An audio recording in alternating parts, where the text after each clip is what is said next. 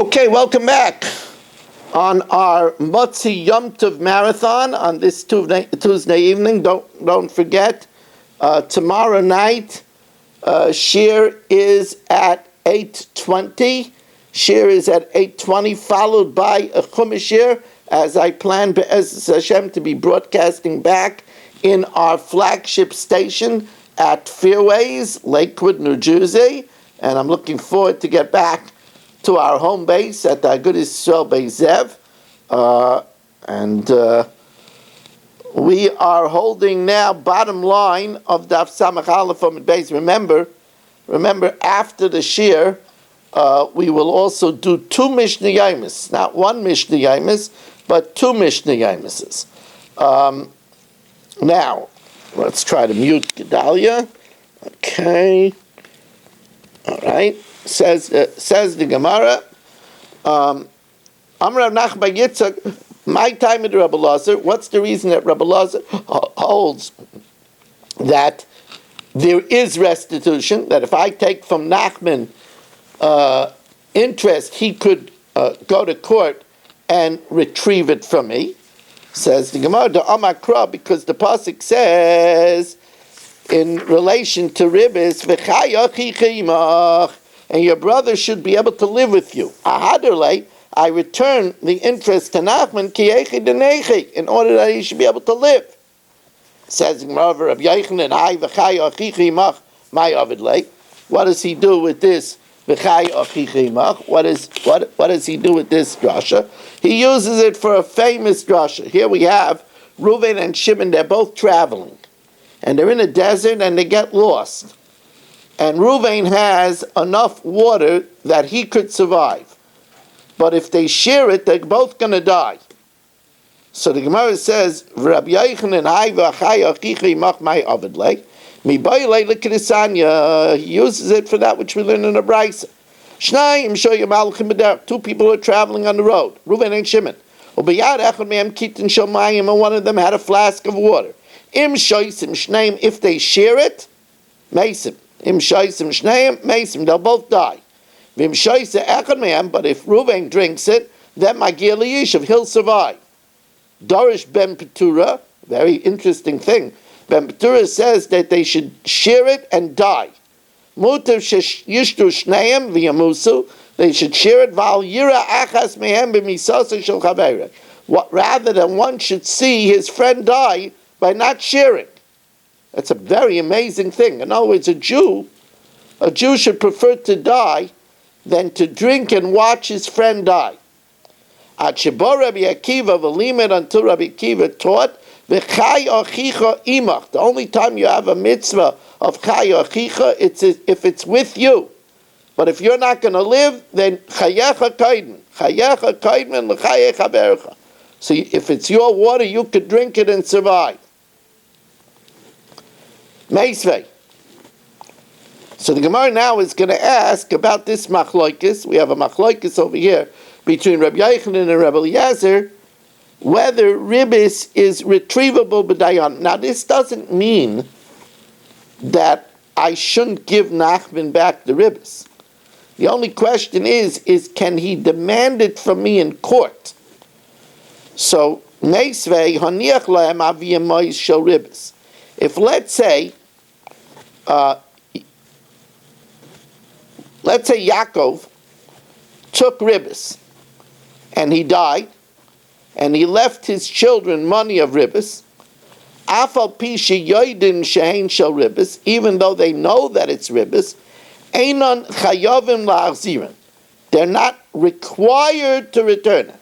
Mashma ho'avien chayav la'achzir, the father is required. In other words, it would be able to be retrieved and extracted from the father in court, which was a kasha then on Rabbi Yochanan.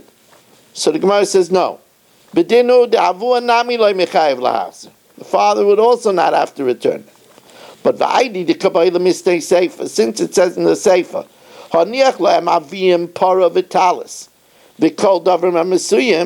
if the father left them a cow or a talus, or anything that's definable. He left them a tennis racket, that he got with ribbis, chayav lahaz, because people will say that's the cow that the father got with ribbis. That's the talus that their father got with ribbis. And that'll be a bezoyan to their father. Chayav lahaz mipnei kfeir aviyah. So since it wants to say in the sefer that even the children have to return it, Tami nami reisha b'didhu. It says in the reisha also with them. Says the Gemara, but what do they have to worry about the honor of their father? If their father was a crook, if their father was a bad person, are they chayiv to worry about the honor of their father? Kari kan v'nasi ba'amcha loisar. A nasi in your nation you shouldn't curse, and we darshan it just could have said v'nasi loisar. The reason why it says ba'amcha is the only time we don't have to, we can't curse him is ba'isei ma'isei amcha. Now, if the father is not oisei ma'isei amcha, he's doing the dastardly sin of ribbis, then why do we have to worry about his honor? Says the Gemara, Kid Amar Rab Pinchas Mishmei de Rava, like Rab Pinchas says in the name Rava b'sha'asa tshuva. He did tshuva. Hachanami b'sha'asa tshuva. Says we'll hold everything. If he did tshuva, then what's it doing by them? The cow should have been returned. Why do they still have the cow? Says he did tshuva, but he died before he got a chance to return it. So now the Gemara asks further. I made a bracha already.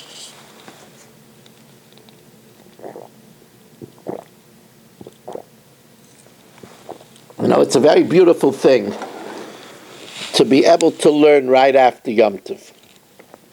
We're showing Hashem that we're not missing a beat in our life of Torah.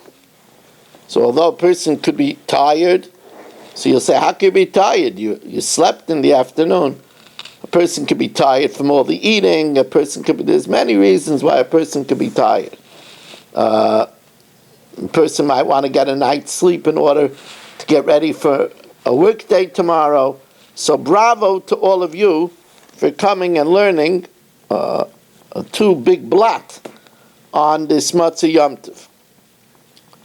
Meisvei, Hagazlonim umalvei ribis, thieves and people that give loans with ribis, afal pi shegavu, even though they already collected it, ma'arziran, they have to return it.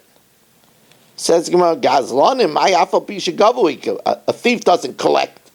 A thief steals. He guzzle. If he stole it. He like guzzle. If he didn't steal, gazlon and karsu, he's not a gazlon. So what do you mean, even though he collected? Elaima gazlonim, a thief. What kind of a thief? My nil malve beribis. Afal pisha gavu, even though he collected it, malzirin. He has to return it. So that's a riot to Rabbi Yochanan. That's a riot to Rabbi Eliezer. You have to return it, and a cash on Rabbi Yochanan. So the Gemara says, you're right, it's a machlokes Tanoim. Tanoihi. The Tanya, we learned in the Brayser, Reb Nechemia, Reb Eliezer ben Yaakov, poitrin es ha-malve ve'es ha-orev. They exempt the one who gives the loan and the one who is the guarantor. They exempt them from malchus.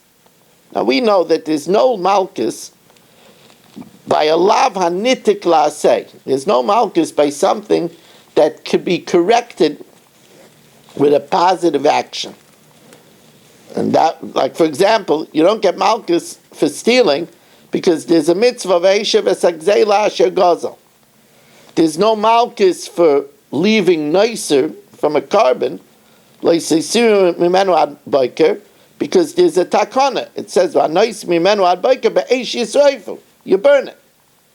So the Gemara says, so there's no malchus, one who gives a loan and one who is a guarantor on a loan, because there's a positive act. My kumase, la mishum da'amrinalu kumu aduru, that you should get up and return it, which is Rabbi Eliezer's opinion.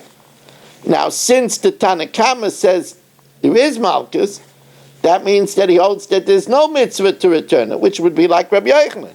Michlal de Tanakama Savalav b'nei adurei ninu. So the Gemara says, like, no. When it says kumasei over here, it means to tear up the shtar. In other words, they might have wrote a document to give the loan, but they could correct it by tearing up the shtar. Says Gemara, my kumasei likroya shtar, to tear up the shtar. In other words, if they took the interest already, even if you're mechuyev to return it, by returning it, you don't correct the lav of taking interest. And therefore, if you took the interest already, you're going to get malchus. So the Gemara says, well, if you wrote the shtar, my kesavar, kesavar shtar ha'imid ligvais kegavi dami, if you hold that a shtar that creates a lien on somebody's karka is as if you collected already, because you have a lien on their real estate, so then you're over the Isser already. And it wouldn't help to tear up the shtar. And if it's not like it's collected, so then you didn't do anything wrong at all yet. Says the Gemara, no. The question, when it says a lav of loisasimun alav neshech, is it already a lav to write a shtar? Because you're imposing neshech. The lav is not just to take the neshech, to take the interest, it's to impose the interest. Loisasimun alav neshech. It's not considered, the fact that you have a lien doesn't make it as if you already collected it. The shuma milsi. The machlokes over here is whether imposing it on a person is considered already a crime. So if it's a crime, so you get malchus. If it's not a crime, then you could correct it by ripping it up. And hachinami mistaver the tanan, the elu oivrim below Isa say the following get a lav.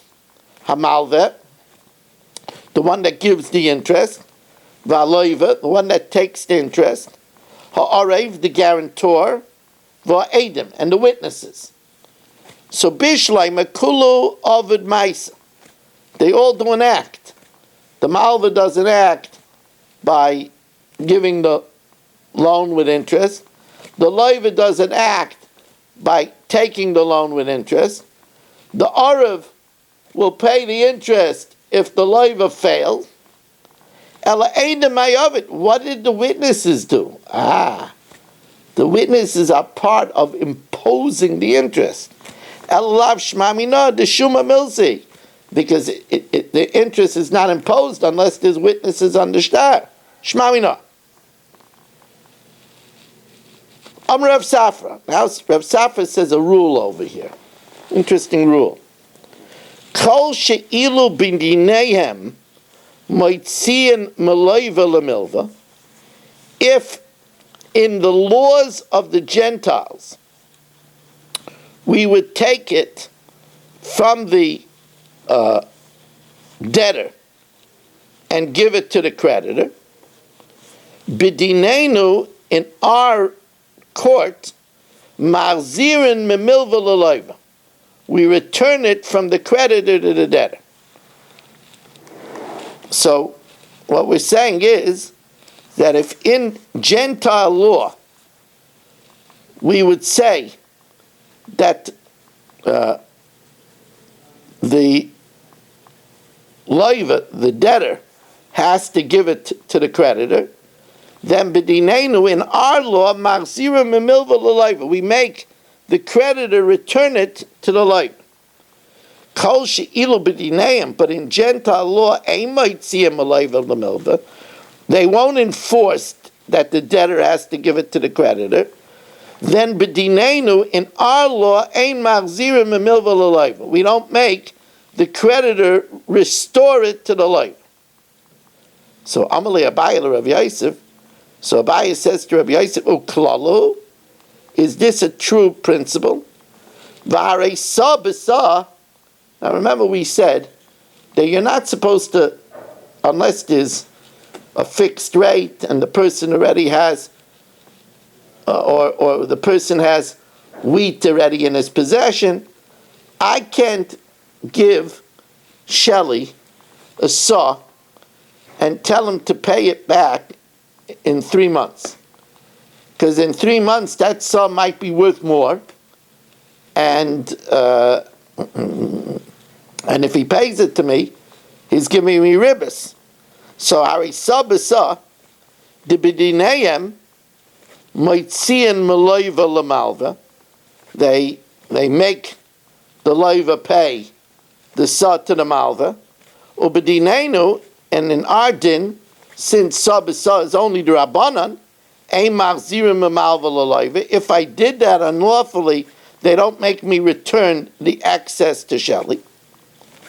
So the Gemara says, you know why the Goyim don't have a problem with it? Because when I give Shelley a saw, and he gives me back a saw, they don't view it as a loan. They view it as a simple deposit. Amalei inu b'teris pikodonos l'yadei. They view it as a deposit. They don't view it as a loan. Amalei Ravina l'Ravashi. But now Ravina asks Ravashi a more difficult case. Vari mashkanta b'loi nachyosa.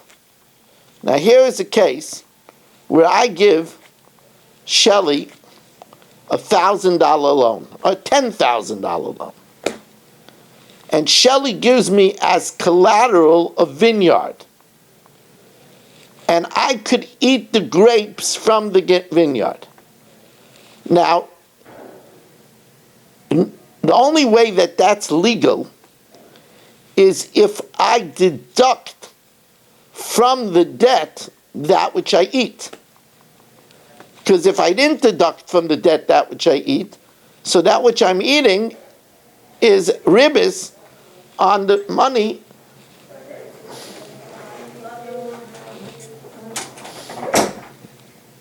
It's ribbis. I heard all the noise from the hall because he left the door open.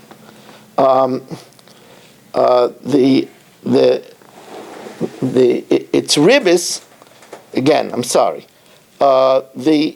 Again, I gave Shelley a $10,000 loan. Shelley gives me as collateral a vineyard. If I eat the grapes and I don't deduct from Shelley's loan, then the grapes that I eat is ribbis. Because he still owes me the $10,000, and I'm getting the grapes because I'm waiting for my money. Now, there is a legal way to do that. That's called mashkanta b'nachyosa. That means I take collateral, and if I eat the grapes, I deduct it from the loan. I keep a tab. Oh, I ate $1,000 worth of grapes. Now he owes me only $9,000. So that's allowed. So, but says the Gemara, Amalei Ravina l'Ravashi, Vari mashkanta b'loi nachyosa, a collateral without deducting it off the loan, the b'dineim moitzian meloiva lemilva. In their law, they say that the Shelley has to provide me the grapes. They say that they take from the loiva to the milva. Ubedinenu, in our law, even though I eat the grapes and it's wrong, that's not ribbis. Ein marzirin, because Rashi says that's not considered ribbis daraisa. It's only ribbis rabbanan. Let's see why Rashi says that's not ribbis daraisa. Rashi says devak ribbisu. It's only the dust of ribbis. Why? Kavan de zimnin she'ein oisin peiros. There's times that the field won't produce fruit. You know, it could be a bad crop. So since it's not a certain ribbis, that's not ribbis daraisa. So you see, here it's not reciprocal. Amalei, so he says, you know why? Because the Goyim view it not as a loan, a straight up loan and a collateral, they view it as a sale. That I gave him the $10,000, and in the meantime, he gave me the field as a sale. That's why I'm allowed to take the grapes. So then, this reciprocal nature that the Gemara makes, what is it trying to teach us? What's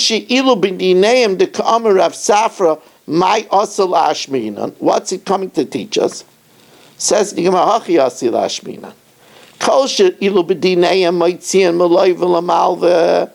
if in their judgment they take it away from the loivet to the malva, in other words, if interest was arranged, they take it away from the one that took the loan and they give it to the creditor, they recognize interest payment.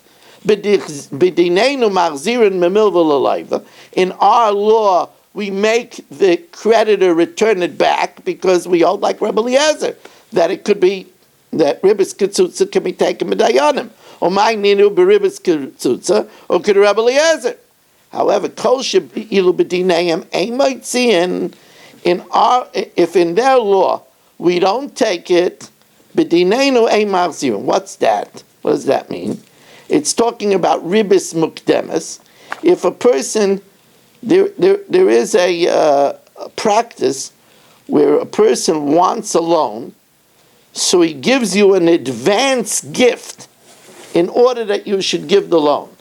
Now, an advance gift in order that you should live a loan is not awesome in Torah. It's only awesome in Rabbanan. Or, what else?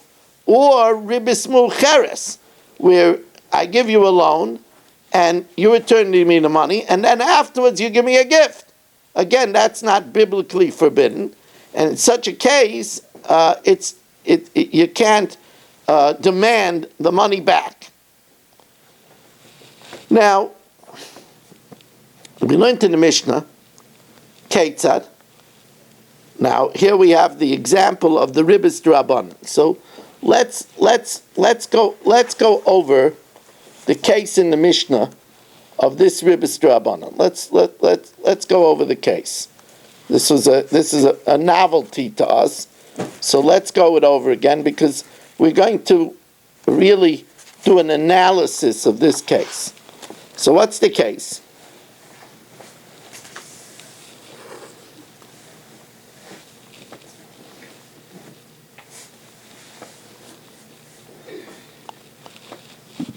I buy from Nachman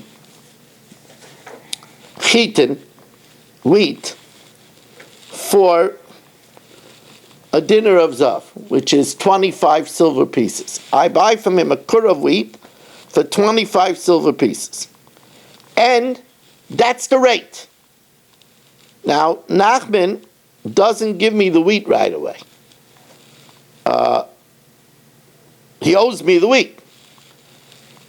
The wheat, and the Mishnah says that's the rate. The wheat goes up to 30. Now, if Nachman would just give me the 30, even though I paid 25, it wouldn't be ribis. Why? Because we said when I gave him the money, that was the rate. So even though if Nachman doesn't have the kur, he could go out and buy it. So it's considered as if I had it already by Nachman, and when it goes up in my possession. So when he gives me the 30, it's not interest. But he didn't give me the kur worth 30.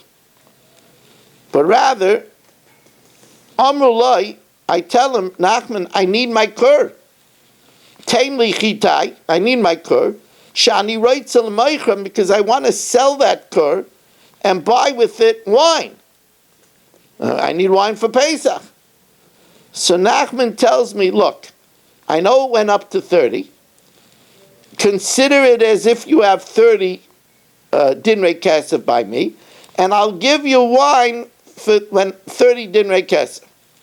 Amru loy harichitecha asuyas olai b'shloishim, vari lach etzli b'hem yain, and it will be an obligation for me to give you wine that's 30. The yayin ain loy, and he doesn't have wine. So he said, since he doesn't have wine, if he had the wine, so even if it went up, we could say it went up in my possession. But he doesn't have wine. But wait a second. The rate of wine was out. Yeah, but I didn't give him money. Now I didn't give him money. So he doesn't have money readily available to buy it. So now, says the Gemara, V'chi ein lo yayin mai have. Ask the Gemara, so what that he doesn't have wine?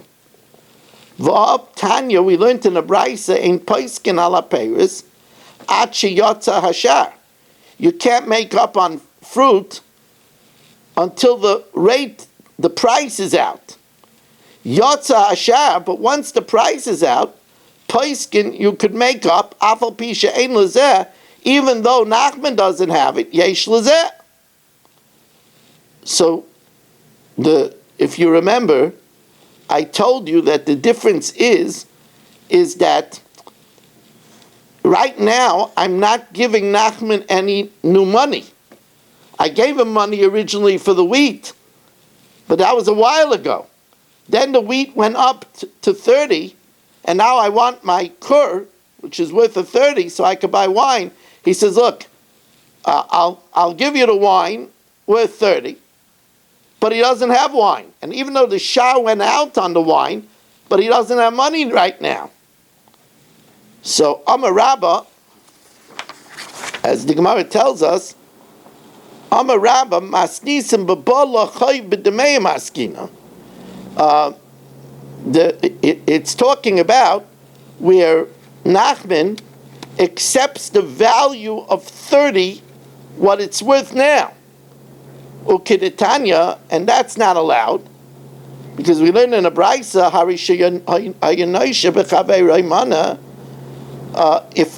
if I have a claim on Nachman for 100, v'halach v'omed al garano, Nachman went to his threshing floor.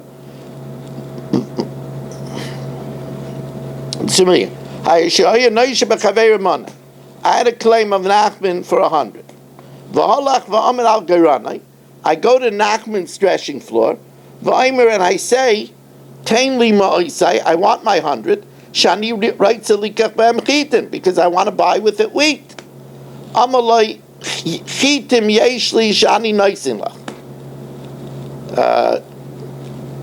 I have wheat to give you. So I'll owe you the wheat according to today's rate, whatever today's rate is. And at this rate, I will give it to you throughout the year. So the Gemara says, it's usher. Such a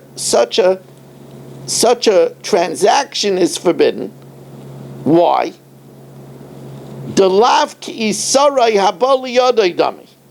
Because he's not paying him in cash. In other words, what happened over here? Nachman owes me 100. So I tell him, Nachman, give me the 100 because I want to go up buy wheat. So Nachman says, listen, right now, a kur of wheat is worth 100. I'm going to give you a kur of wheat throughout the year. Now the problem is, throughout the year, the wheat could go up. So the Gemara says, it's also the lavki isarei habali yadai dami. It's not considered that he's giving him the money now, because instead he's giving him produce, and later the price could go up. So the Gemara says, but that's not like our Mishnah. Amalei Abaya, if it's not like giving him cash, my area ain't like, then what does our Mishnah say? And Nachman doesn't have wine, afilu yesh nami, even if he would have wine, it wouldn't be allowed. But we said in the Mishnah that if Nachman would have wine, it's allowed, because then if it goes up in price, it goes up as if it goes up already belongs to me, and it's going up by me, then he's not giving me anything extra. So our Mishnah is obviously not like this brisa, because according to this brisa, it says that he can't promise to give it to me throughout the year, even though he has wheat. But why? If he has wheat, it should be considered as if the wheat by him is already in my possession, then he should be able to give it to me throughout the year. Because if the price goes up, it goes up by me. So now the Gemara says, the Mishnah has to be talking about a different case.